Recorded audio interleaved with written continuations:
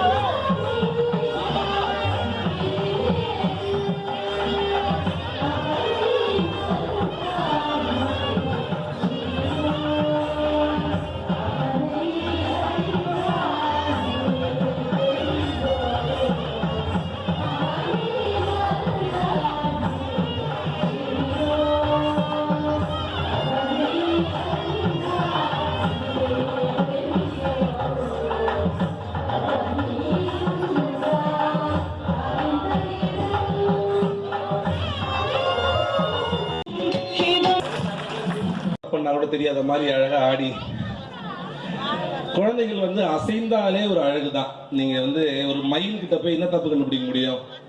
ஒரு குயில் கூறுறப்ப என்ன பிழை கண்டுபிடிக்க முடியும் நம்மளால? ஆக அது அசைந்தாலே அழகுதான். அது போல குழந்தைகள் எந்த அசைவு பண்ணாலும் அது அழகு.